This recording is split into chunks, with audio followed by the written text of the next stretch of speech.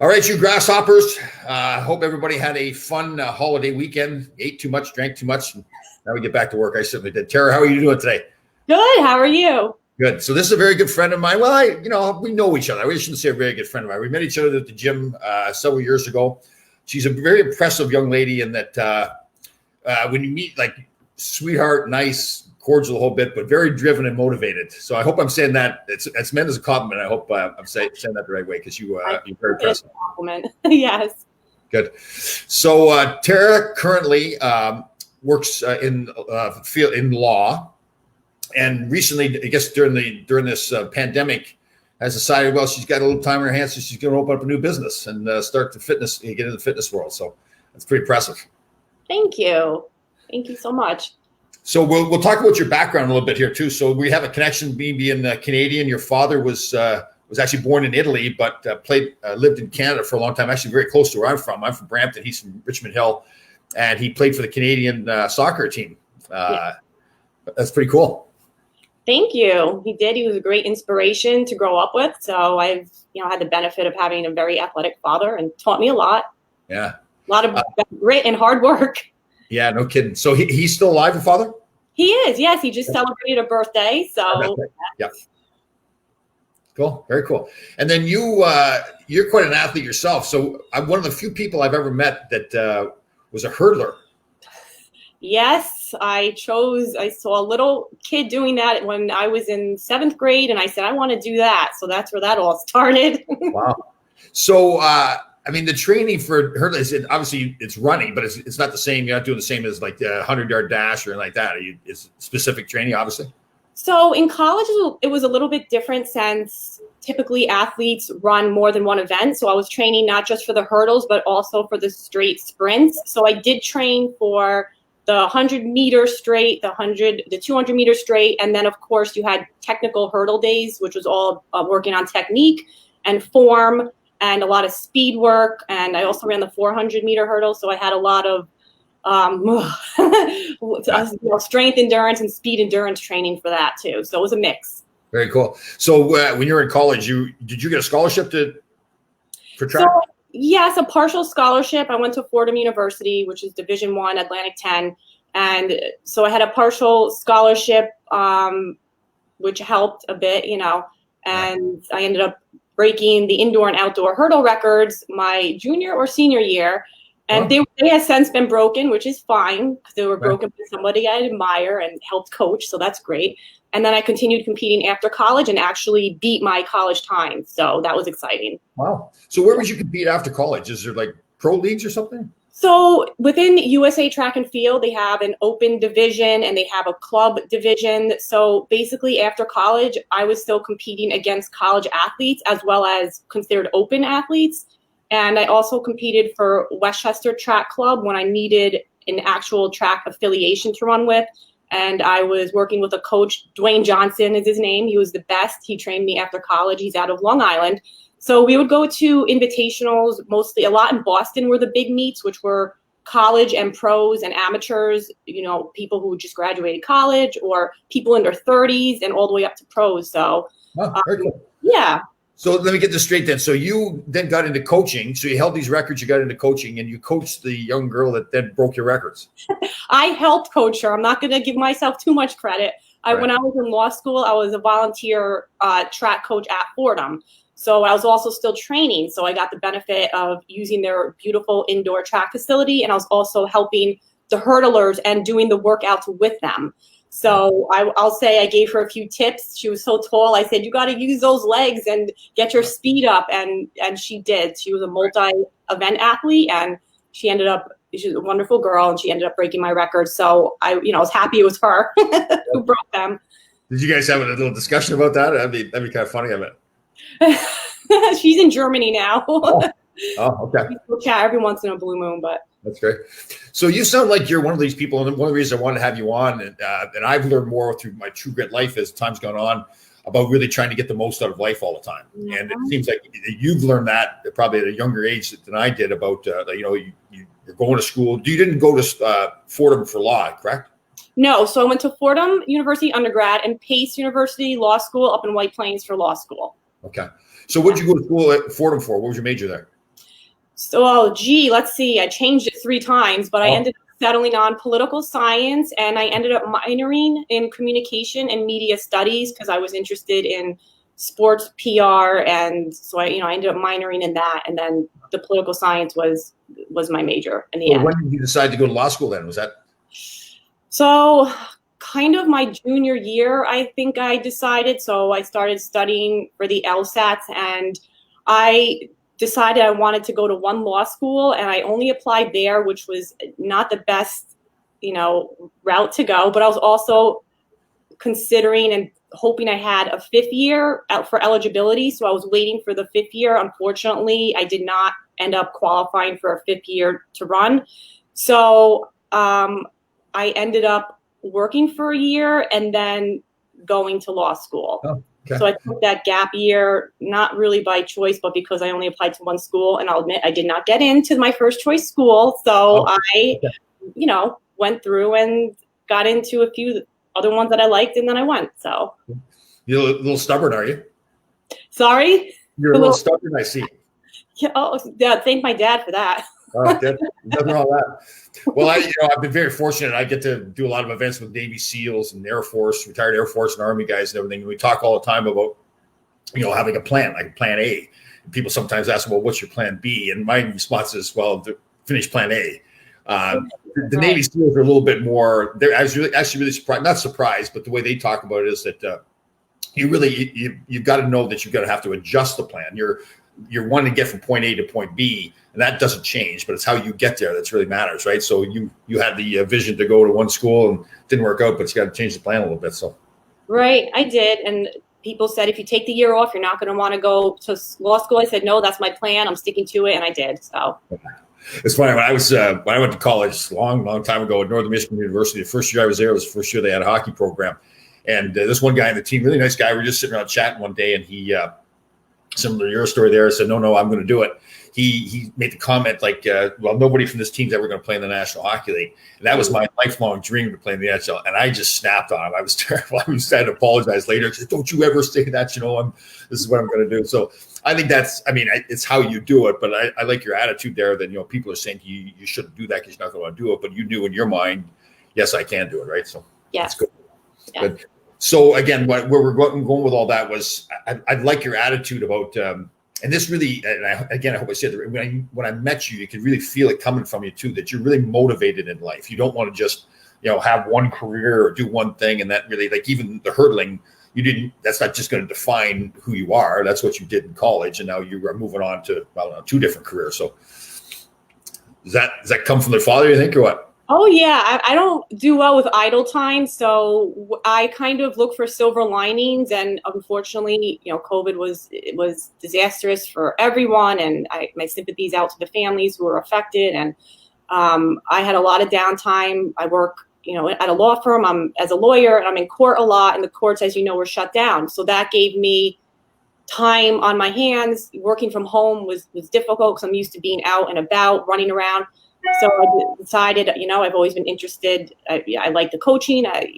Let me look into personal training. So I looked into a few of the different programs, and I decided to pursue NASM, which has a great reputation. And I spoke to a lot of trainers, some at Lifetime who were very helpful. I'm a member at Lifetime Fitness, and picked a few of their brains, and ended up studying for that. It was difficult. I don't have a science background. I did not study science in college. So it was a lot of learning, and I passed my exam, and happy to say I am now a certified personal trainer with NASM, and also pursuing my group fitness instructor certification right now. Oh, good. Oh, so there's 2 different things. So if you can, the first one with NASM that you have, you can teach individuals. Yes. And another certification to teach classes. To teach groups, yes. And I'm actually part of a fitness vacation exchange now. I was accepted to, travel, well, hopefully soon, to islands such as Mexico. A lot of them are in Mexico for the resorts. And in exchange for you staying there for a discounted fee and all-inclusive resorts, you provide a few classes a week or to train groups at the resort. So that was something I was interested in too. So hopefully that'll be up and running once travel rules are a little bit. Well, just so you know, I prefer an aisle seat if you're going to book my flight to take your bodyguard or something. That's pretty cool. Yeah. Yes, especially yes. Right now, yes. Yeah, that's cool. So do you find yourself, and I've seen this with a lot of people, I see my oldest son, well, both my sons are like that too. I was kind of concerned when they were in high school, they started taking a lot more stuff, a lot more of a social life, they're playing sports and all that kind of stuff. And I was kind of like, oh, geez, they're not going to have enough time. But what I found was, and I've seen from a lot of people, the more active they are, the more productive they are, because they just don't sit around, like you say, wasted time. They know they've got a schedule, and they really take advantage of their time. Did you find that with yourself? Yes, definitely. I learned that in college. I had a great mentor or counselor. He was a counselor for the athletes, and I still remember what he said to me. He said it's about quality, not quantity. So I know the time that I have to perform certain tasks and skills, I have to, put a lot of effort into it, and then I know I could waste all day doing something, but it's not necessarily going to be quality. So I just find if I have something I have to get to next, I'm going to spend, put all my effort into the task at hand, do that, and then move on instead of, wasting time not doing something the right way. So, I'm really big on doing lists. I always have those to-do lists going. I always try to make sure I put the thing at the top of the list that I at least want to do. Like, don't wait till the end of the day to do it. Try to get the hardest thing done. You do a lot of that stuff too? Yeah, I mean, yes. So when I'm working full time, my schedule is so structured because I have such a tight time schedule. I have to be before a judge at a certain time, or in court at a certain time, or at a deposition at a certain time. So I know, let me get all my work done, cleared away, and then at the end of the day is when I can do my fitness things and train myself, and now train other people. So that's my schedule's a little different now because we're doing everything virtual court and everything like that. But so with the fitness, what kind of instructor are you? You're pushing them hard? Are you nice to them? Are you cordial? I guess, or do you change it for different people? Well, so since I'm so new at this, I've trained people in the past informally, at the track, some athletes, things of that nature. And just going by that, I was pushy a little bit, but in a nice way, telling them what, taking a video, showing them what could be fixed, what can be corrected. I think I'm going to be tough, but understanding, person. You may have, and I don't mean this in a bad way, since I'm talking about myself. When I went on, I told the story several times. When I went on Survivor, they do all these psych tests, and it's kind of funny. They after they do the test, you sit with the doctor and they explain the results of the test. And again, I've told the story so many times, but the doctor, first thing she said to me was, Tom, you have a hard time with empathy. And honest to God, I was sitting there thinking to myself, I don't even know if I know what the word means totally. I tried to get her to tell me what it meant. She started laughing at me. She says, you don't even know what it means. So now it's kind of opened up the door to me attempting to be more empathetic, but people laugh because it's just not a natural thing with me. Like somebody's got a problem. Okay, let's fix the problem. I'm not going to sit there and say, oh, poor you. But I think in that business, you have to be somewhat empathetic, right? But you still have to push the people.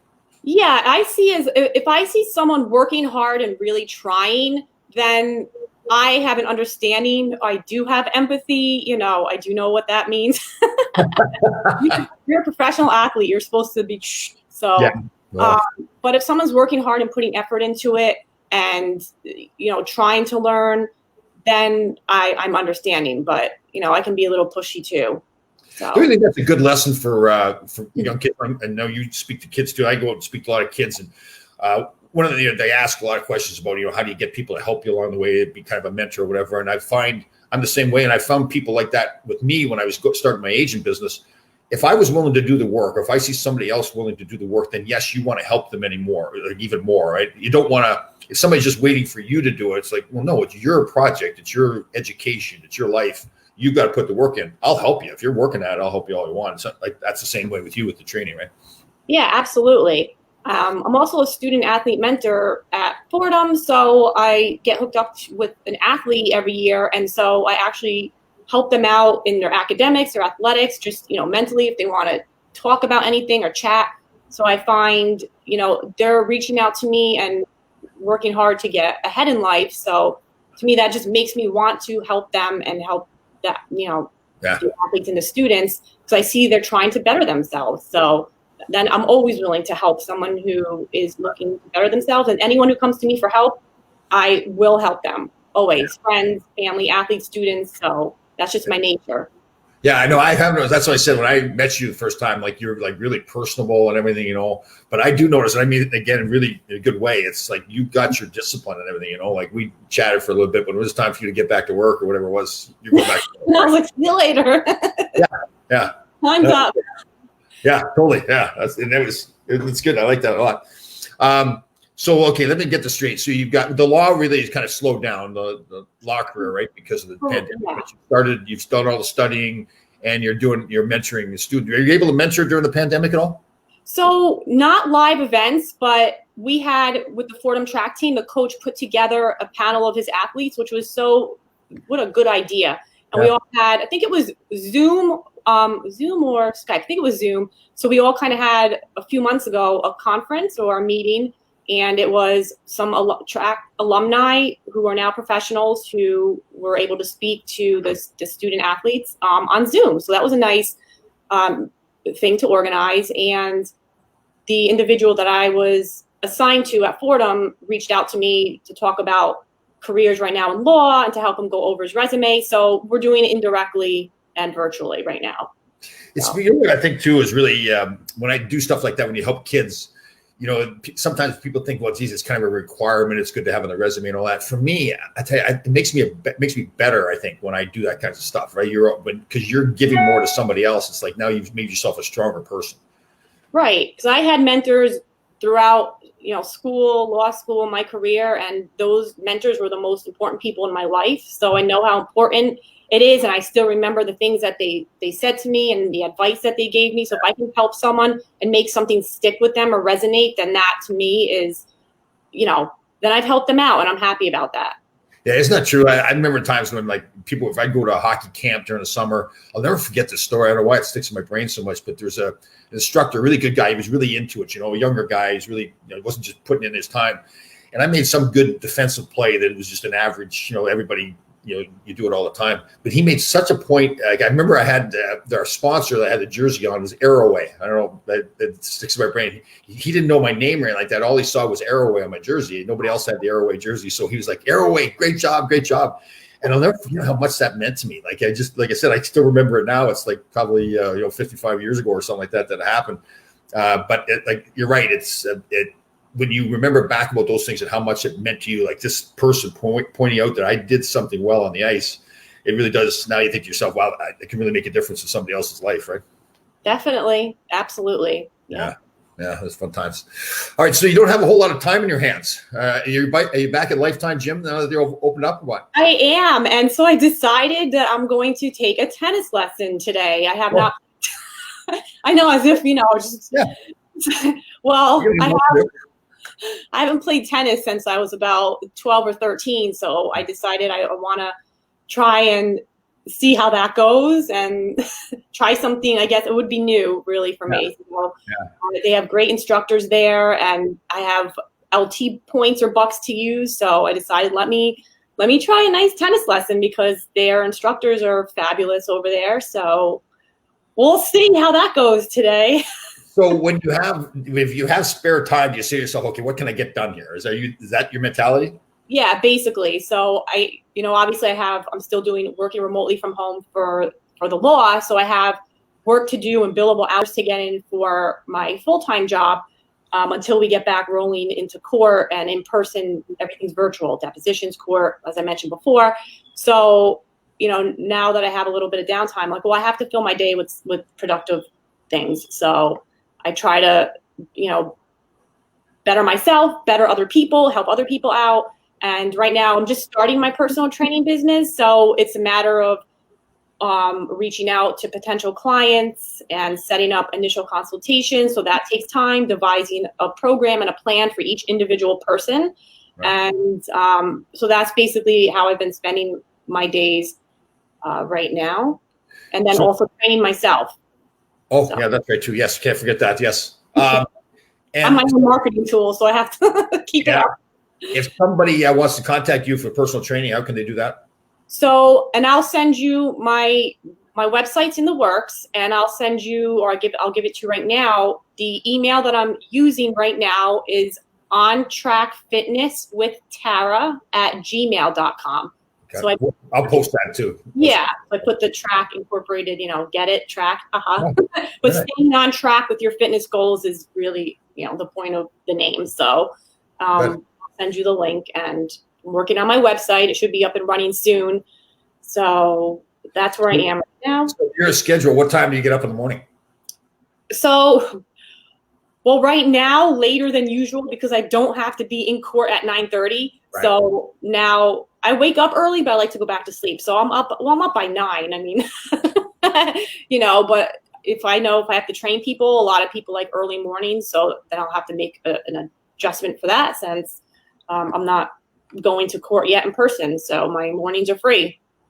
So we've got a fan of yours here who's posting something very nice. Personal training is definitely the way to go. Tara designed a gym workout for me 6 years ago, changed my life. Higher energy, deeper sleep, firmed up. Oh, man. Okay. So for full true disclosure, that is my sister. Well, don't say that.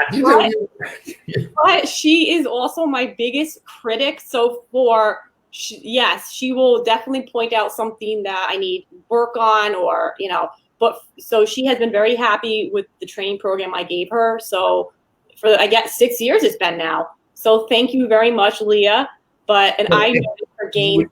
So she'd be critical. So if you gave her a bad workout program, would she also say that as well? Yeah, she would. She would say, she was like, oh, she might say something like, oh, my arms got maybe a little too big from the workouts you gave me. Can we adjust it so maybe I can lean out a bit?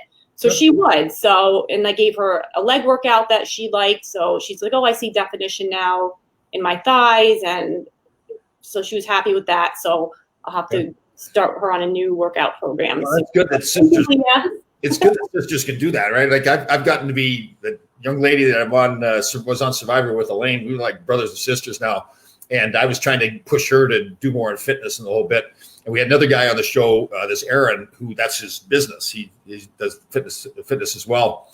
And so she turned to him to get all the advice for fitness. And here I was trying to give her advice, but because we were like brother and sister, she wasn't going to listen to me. She was going to listen to somebody else. So it's been kind of fun that I don't know if you've seen the show. She's very funny. She's a great girl. Actually, she's getting married September 25th. So we're going out to.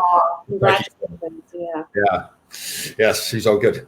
Well, that's good. You know what?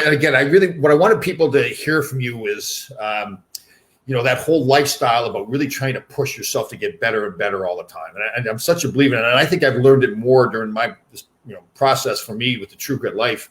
I think I probably already did it, but it was just, I grew up on a farm, and there was a work ethic that was always there. Then I was, dream was to play in the NHL. So I worked towards getting that goal. Then I had to, was in the agent business after, and I had to work for that. I didn't ever understand really the, what you have obviously already learned already, that always trying to push yourself to get, like, consciously making an effort to say, okay, I've got dead time here. What can I do? Well, I'm going to go be a personal trainer, then mentoring other students and all that. And like I said, I see it in you. I just feel like I get stronger the more I do, right? It isn't the other way around. Like, I'm 62 years old. I feel like I'm better than I've ever been, especially mentally too, right? I mean, I feel like you're sharper because you're doing more stuff. Yes, you got to keep sharp all the time. And I must mention, because you mentioned the agent aspect. So I was actually signed up and scheduled to go down to Washington, D.C. in this past July for the NFL agent exam. So, which was obviously canceled due to COVID. So the reason why I picked up the personal training studying and taking that certification was that the NFL agent exam and the 2-day seminar was put on hold. And I had been studying for that all year, the collective bargaining agreement, everything. And then when that got put on hold, I said, I have to wait a whole other year now to reapply. I had to, they pull my application out, and, due to COVID, everything, it's only in person. So that was canceled. So I said, what am I going to do now? So I said, okay, I'm going to become a personal trainer, because now I can't focus on the NFL agent exam. So now I'm going to do a different route right now while I have that time. And then I'll pick up the studying for the agent exam. What are you planning to do? You're going to have your own practice, like for agent business, or are you going to work with somebody else? I don't know at this point. I've spoken to agents in different areas, Major League Baseball, and try to and the NHL, an Olympic track athlete, was actually the one who inspired me to pursue that. Right. And spoke with him about it because he's now an agent in the NFL. And I don't know, it's a very competitive, area. So it might be something I would do. In addition to my law firm work right now, it would depend on where it took me and how it branched off. But you may want to look at the NHL. To get certified, it's a lot easier. You don't have to go take a class or anything like that. You can do it. They've got a document. I think it's like a 25-page document that you need to fill out. I did. I requested it. They emailed me the information. This was going back almost a year ago. I looked into the agent certification process for each of the major leagues and the NHL. And so they actually sent me the paperwork to complete. And then it is a little bit easier. The NFL one is, of course, I picked the toughest one, but I wanted to start there and then, see if I can pass that one or get in there, then work my way around to the other leagues as well. Oh, that's cool. So I got nothing else to do. So I'm going to be a fitness trainer. I'm going to be an agent. I'm going to mentor. At one point, sometimes I feel I'm all over the place, but sometimes I have to rein it in and make sure one area of my life doesn't fall apart. So you have to kind of balance that as well. Right. How are you with that? I started doing my intermittent fasting. Are you big on that, or how do you feel about that kind of stuff? So for me, I don't know enough to be honest, about nutrition or fasting to even give advice or recommend it. I don't do it. I don't do it for myself. When I did fitness competitions a long ways back, and I actually did my own diet for it. I did not fast. I did the mix of the protein, fats, sodium, all that, water, and I did a bodybuilding diet, which I did myself. I never did the fasting. I do not have any knowledge that would, sway one way or the other on that. How do you look at it though? Has it been? It's been good. I'm stubborn, and it's good in a bad way that I'm stubborn. And because for years I've known trainers like yourself, and people always recommending fasting. A lot of people want to die by it, and and again, I guess it's the good thing. I just don't, because somebody says something to me that I should do it, I just don't dive into it. I really take my time and study it more. So I've done quite a bit of research on it. And I guess there's a lot of health benefits, healthier heart. I guess mentally you stay sharper and everything.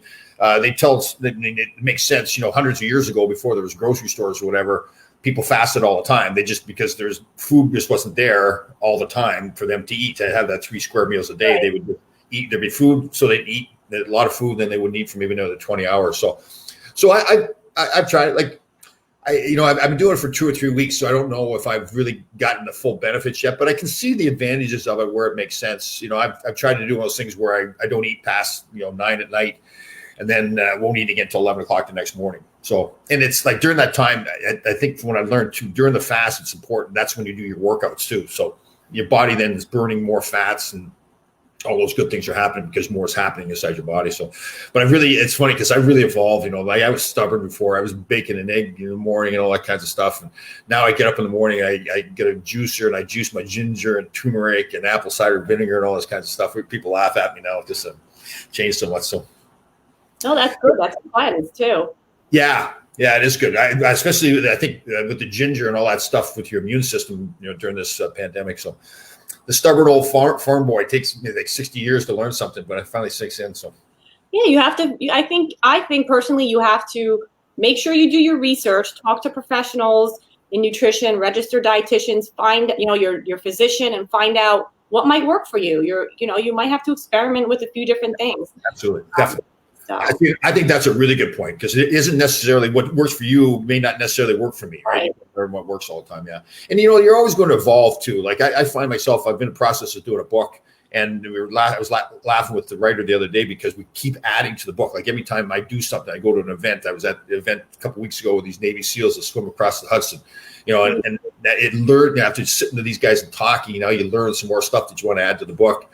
And that's like, I think with life, right? And I think it's important to constantly be evolving all the time. I mean, look at you with the stuff you do. I mean, you're going to be an agent one day, and then the pandemic hits, and I think it's great. No, and that's why I want to show.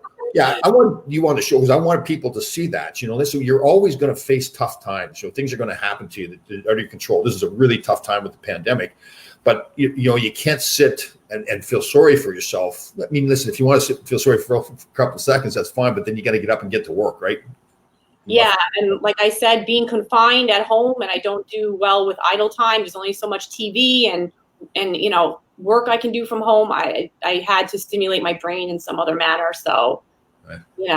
Why not pick up something somewhat new and go for it? Yeah, I like it. I like it a lot.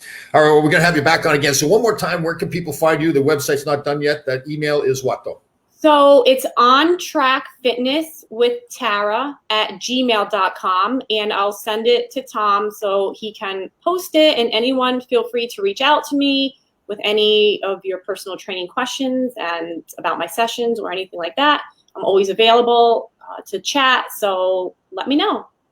Okay. So we'll have you on a regular basis now, but I have a plan. We should do like a before and after. Like here you are today, like a fitness trainer, going to be an agent. Like in a year, maybe we'll have a prediction. What do you think you're going to be doing in a year? Got a plan? Oh boy. So hopefully in a year I don't know if anything will ever be back to normal, but I think in a year my schedule will be a little bit more the way it used to, as far as, the court and the law. And then by then, I hopefully will have an idea of how I'm scheduling my fitness sessions and fitting everything in. So hopefully it'll all come around full circle, and I'll be in a comfortable schedule that works for me, and I'm able to provide full benefit and services to the people that I'm helping. So give my full attention to them without, being and everything else. So we'll see if that agent exam is still going next July. That's, So I'm going to talk you into doing that NHL agent thing. That's what you should do. Now I have to. I know people have, of course, said, "Hey, do you know Tom Laidlaw?" I said, "Yeah, I know him. Do I talk to him about the NHL one?" I said, "I will. I will." So definitely, we'll get you in that. Right now. One of the big things I learned too, and I really try to pass on to everybody. I've learned it from you. You're an example of it. Some Navy SEALs I've had on here before. They always talk about too that sometimes things are intimidating, right? Like that, like to be an agent, you may think, especially as a woman, it may feel like it's an intimidating thing to do. Yeah. But when you're faced with something intimidating like that, what I've learned from my experiences from other people is it's really important just to look at the first task that you have to do, right? Don't look at the whole big picture like, oh man, the agent business is intimidating. Say, okay, what's the first thing I need to do? Well, I need to study to get my certification. And then, the next step and the next step. And again, I know I'm repeating myself, but that's why I wanted to have you on the show. I wanted to see people like you and how you've experienced things in life and what you've accomplished in life. So thank you very much for coming on. Of course. Thank you for having me. Yes. And we shouldn't have spilled the beans about your sister. That was just like free advertising there. But well, like I said, she is my biggest critic. So if she had... Okay. She's always honest with me about everything. So if she wrote a nice review about my workouts, then she did like them. Very cool. That's good. That's good. That's a good sister. Yeah. All right. Well, good luck with them. And again, we'll have you on again in a couple of weeks. We'll make sure that everybody knows how they can contact you for the fitness training. Yeah. And again, I want people to see more and more people like yourself that have accomplished things just by getting to work. So good job. Thank you so much, Tom. Have a great day. All right, Tara. Bye.